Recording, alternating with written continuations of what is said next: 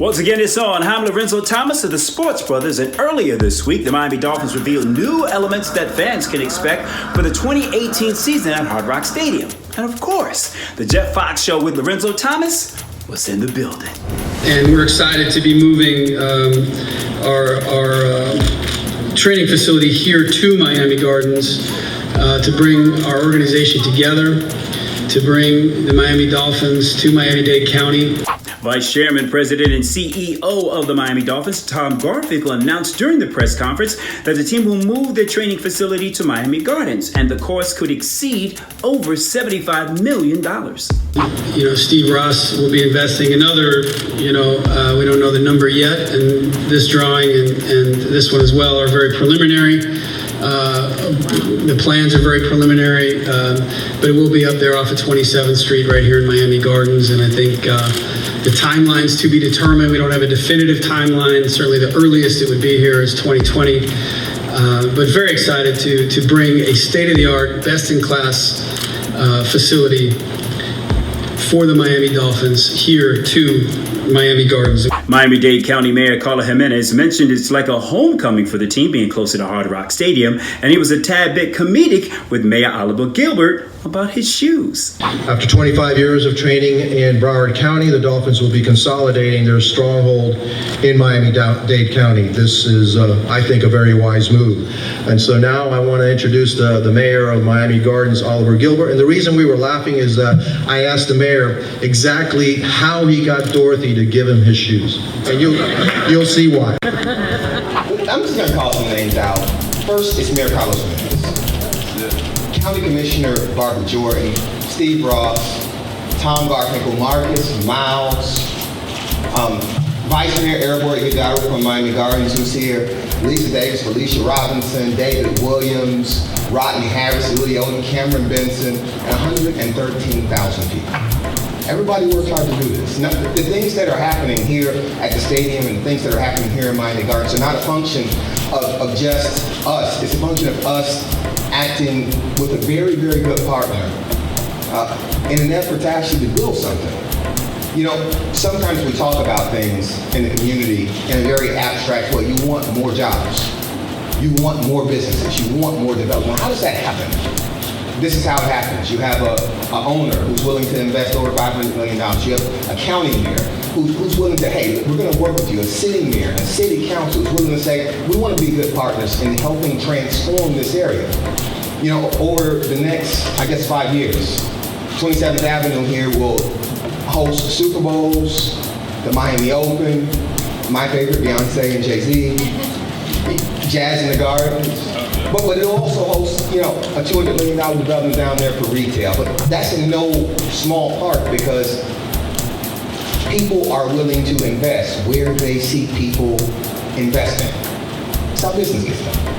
And so I'm happy to be here. I'm happy to see all of you all here.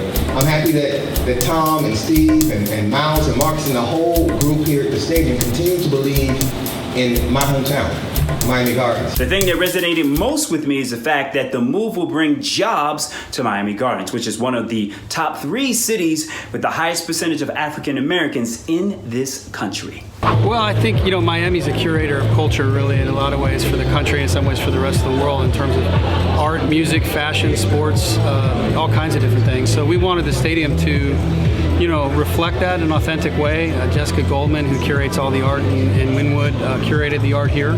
You'll see a lot of the same artists that are in Wynwood here at Hard Rock Stadium, and it was really to be authentic to what Miami is and try to reflect that, in not a cliche sort of, Miami Vice kind of way, but in a very genuine, authentic kind of way. The Miami Dolphins also hosted the Miami Senior High School football team, the Palmetto Raiders, and the Tamiami Bandits of the Greater Miami Pop Warner League at training camp practice. The teams were given a tour of the facilities at Nova Southeastern University, and also they heard from Miami Dolphins alumni Troy Drayton about the importance of education. So whatever you do, be good at it and be great at it. The teams also had the opportunity to watch the Dolphins practice, meet with current players on the field, and also had lunch provided by Publix. Following the practice, the Palmetto Raiders and the Tamiami Bandits scrimmaged in the Dolphin field.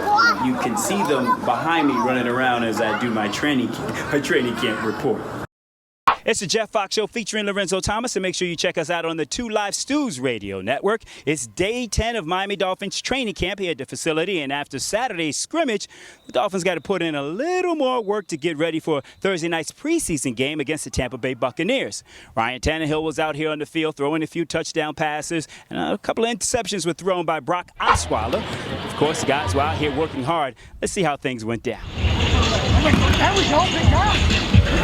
We had a chance to catch up with Frank Gore, and he discussed the things that he's trying to accomplish with this being his first training camp with the Miami Dolphins. I want to get my respect from my teammates. I want to come out here every day, give my coaches and my teammates 110, go out here and compete, have fun, and when it's game time, go out here and show them who I am, and try to do everything right, go out there and play hard each game. So that's my main thing. Frank Gore is leading by example and showing he still has an extra gear in this year's training camp. It's caused a little bit of a battle as Kenyon Drake discusses how he's approached this camp different compared to others in the past. Like I said, this is my 3rd year in the offense, so I'm very confident, I'm very comfortable. I'm not complacent. I just want to go out there and continue to make the plays I know I can. Everything is definitely slowing down for me, and that allows me to play faster and play my capabilities. So when I'm playing faster, I feel like I can change speeds, change spaces, and keep the defense off balance. And the way Kenyon Drake ended the season last year, there's no doubt he should be able to pick up right where he left off. Make sure you check out the Jeff Fox Show with Lorenzo Thomas on the 2 Live Stews radio network. It's the Jeff Fox Show featuring Lorenzo Thomas. We are here with one of the all-time great Miami Dolphins and a fan of my people back in the Bahamas, Mr. Natmore. How are you, sir? Fantastic, man. You're talking about my country now. I know they adopted me, but yes. It's true what they say. It's better in the Bahamas, so I'm always there. Yes, I noticed you're always there, and you're actually an adopted Bahamian, man, because you adopted the culture, the food. What is it about being over there that you love so much? Well, I think it's a couple things. Of course, the people, they're gigantic Dolphin fans. They support the Dolphins. They fly over for all the games, and you can't go around Nassau, Freeport, Abaco, Exuma, Bimini, none of those places without seeing all the Dolphin jerseys. So, when you got fans that have been true like that, they're basically less than an hour away. So, I love just going over and hanging out. My wife and I, 43 years ago, honeymooned in Nassau, so, it's just part of the culture for us. You guys still go over there with Dan Marino and Joe Rose and the whole group and do the annual trip there? Well, we didn't do it this year, but we've been doing it for the last several years. And, it's just so nice that the kids are really into football. You're looking at, the kids are playing flag football. They're learning to play tackle football. They've got a bowl game there, So as you look at it, the Bahamas, who has so much athletic talent there, are now starting to arrive, is the best way to say it, where everybody recognizes that. You've got quite a few Bahamians that have played in the NFL, played in the NBA, played in the major leagues even now. Yes. So it just shows you the type of talent that's being raised in the Bahamas. And, hopefully we're going to have some of those kids playing for us down the road. Absolutely. You know what? We just talked with Jason Jenkins a little while ago, and I want you to kind of elaborate a little bit on what the Dolphins are doing in this age of social justice. You guys are doing so much in the community. Could you touch on that a little bit? Well, I think it all starts at the top, with Steve Ross and his willingness to provide the resources to be able to do the things we're doing. And it's more just making sure that we can get our young men in the community, out with the police, out with the fire, letting them, get to know each other. Because a lot of it is just, it's the old taboo. Everybody is afraid of everybody. It's the misconception. And, when you get to be friends, you get to know each other, know what the background is, all of a sudden you don't have some of the problems. Right. Nat Moore, number 89. You remember him spinning around? Didn't drop the ball, folks. You didn't drop the ball. No, one thing about Coach Shula is he didn't believe in you putting the ball on the ground, if you wanted to continue to play. And, it's all about winning. And hopefully, as you see today with all the work that's going on, the way the young men are working, the coaches are coaching, we're going to be a good football team, and we're going to get some more wins this year. Have a great season. Thank you. Thank you. We've got your latest music update. Estelle and Genuine both recently hitting the stage in Miami for the Overton Music and Arts Festival. Our Miami correspondent Lorenzo Thomas is giving us inside access.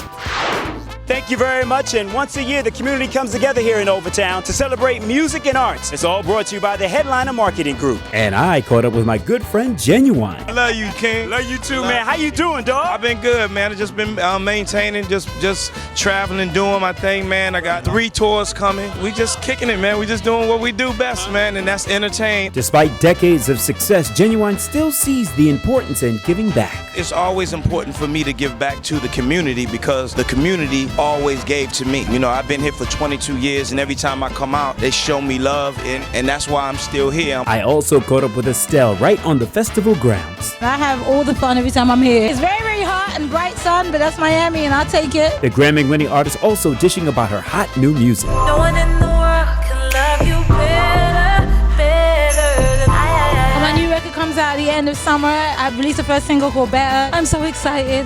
It's a story of my parents, so this is deeply personal for me. It's probably the most you've ever heard about me and my personal life in a while, so you'll be learning more from me. That does it for me here in historic Overtown. I'm Lorenzo Thomas for Celebrity Page TV. Once again, back at the Dolphins practice facility, the Jeff Fox Show featuring Lorenzo Thomas. We're here with Omar Kelly from the South Florida Sun-Sentinel. And just moments ago, it occurred to me that you were our first interview, man. This is special, man. It's always special to be with you, Jeff, man. It's all good.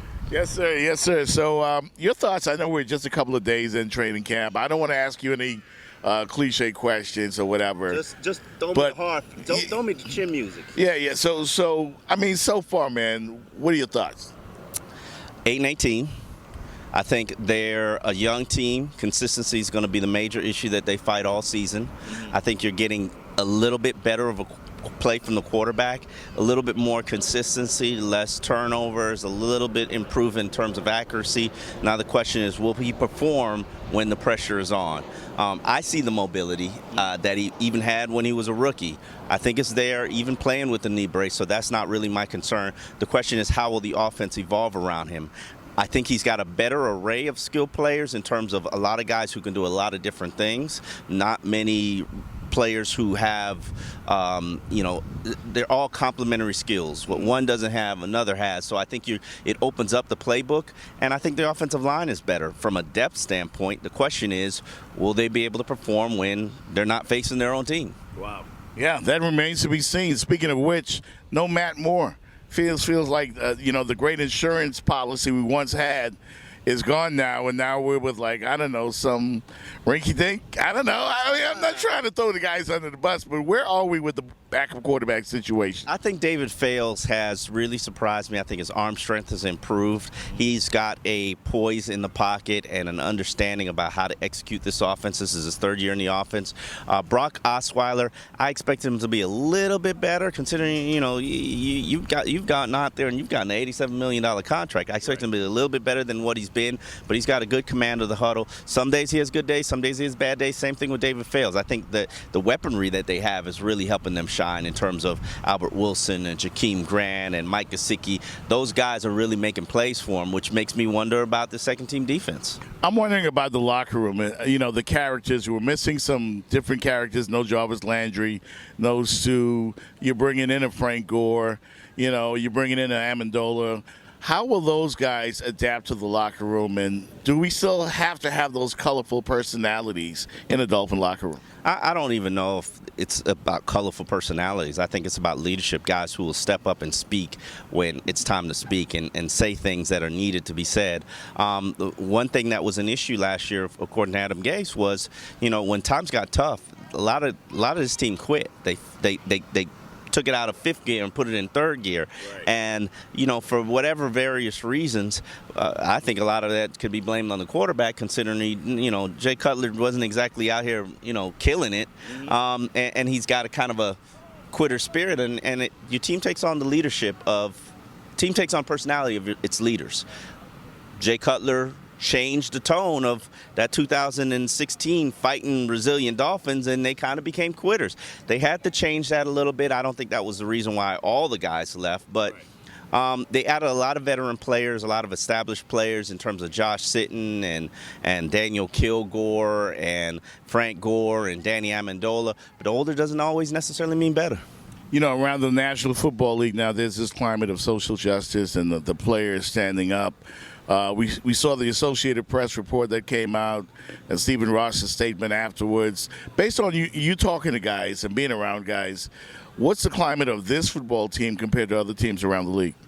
Well, this is one of 3 teams that has had a national anthem protest for all but one game the last 2 years, or at least been part of it. There was a period of the games where Adam Gase said, if you're not going to stand for the lead for the anthem, you have to go stand inside the locker room or stand in the tunnel.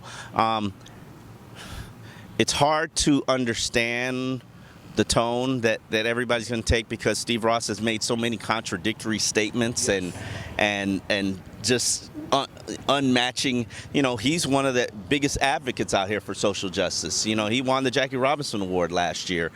His Rise Foundation has put millions of dollars in scholarships and work towards creating better social justice and more racial harmony. However, I've talked to him personally, and he says he doesn't like the fact that the anthem protest has been hijacked and made to a political situation. Now, that's a reality. Nobody's talking about social justice when people take a knee. They're talking about patriotism. So he would like to see the players shift what they do or their approach. Now, is there a right or wrong answer to any of this? I don't think there is. The question is, now that the rules have changed, will players adapt? And in football, if things aren't working, you need to call an audible. And you need to change up the play and change up your approach. If taking a knee to create awareness for social justice has been diverted and it's now become about be politicized to whether you're patriotic or not, okay, then don't take a knee. Raise a fist. Okay, don't take a knee. Do something else. Turn your back to the field to change the narrative.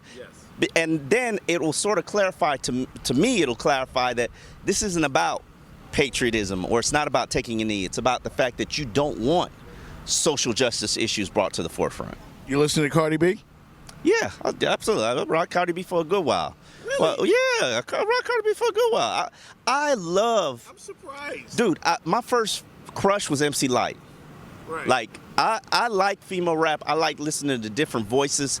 I think Cardi B is probably one of the best artists that's come out, female artists that's come out, and probably since Nicki Minaj. I remember when I used to talk to y'all and I used to be like, Nicki Minaj, she gonna be the next thing. Right. And I was like, I'm listening to a mixtape, and I'm like, this chick got talent. And then she went a long period where she was a #1 selling artist in hip hop. So, you know, I'm a supporter of the female artists. It's just got to be good talent, and Cardi B's got good talent. Thank you for supporting my daughter, by the way, Yelia. You see I'm wearing a shirt. It's a party, her debut single, doing very well. I'm waiting for the next song. Yeah. I don't want her to be a one-hit wonder now. Nah, she's got some stuff. She got some stuff coming, man. Omar Kelly, thank you, man. All right, appreciate you. I need to file a missing person report with my son. Hey, what's his name? Trayvon Martin. Sanford Police Department. Hey, there's a real suspicious guy. These always get away. There's someone trying. How many more kids will we wait for them to kill? My tears collecting like raindrops on a windowsill. This kid was profiled, pursued, and shot in the heart. George Zimmerman claimed self-defense, standing his ground. It just polarized the country. We were overcome with fear and anger. Trayvon became the face of our community. We had to go to war for him. Rest in power, rest in paradise. To all the babies too young to have had to pay the price. You choose to grieve or to fight. It took my son being shot down to make me stand up. Rest in power, rest in paradise. You have become a symbol in the spirit life. Once again, it's on. It's yours truly, Lorenzo Thomas, coming to you from Hard Rock Stadium. It is game number 1 of the preseason, and the Miami Dolphins fall to the Tampa Bay Buccaneers 26-24. It was actually a pretty entertaining game. The Miami Dolphins took the lead with 1:50 left to go in the game. Bryce Petty came off the bench to drive them down to get him into the end zone. However, Tampa Bay came right back down, drove down the field, and kicked the game-winning field goal. So it was a very entertaining game, but the storyline for this game was the return of Ryan Tannehill after missing about 20 months of football due to an ACL tear, and he actually looked pretty good. Moved the Dolphins on his first drive into Tampa Bay territory where the drive stalled, and they ultimately had settled for a missed field goal. However, the fact that Jameis Winston did not start and Ryan Fitzpatrick got the start over Jameis Winston is quite interesting. You may be aware that he's going to be suspended for the first few games of the NFL season, and Ryan Fitzpatrick was able to move the Tampa Bay offense up and down the field. In fact, I don't think they punted but one time in the first half. Up next, the Miami Dolphins will be traveling to Charlotte, North Carolina to take on the Carolina Panthers, and of course the Sports Brothers will be in the building. For Jeff Fox, I'm Lorenzo Thomas. Once again, the final score, the Tampa Bay Buccaneers 26 and the Miami Dolphins 24.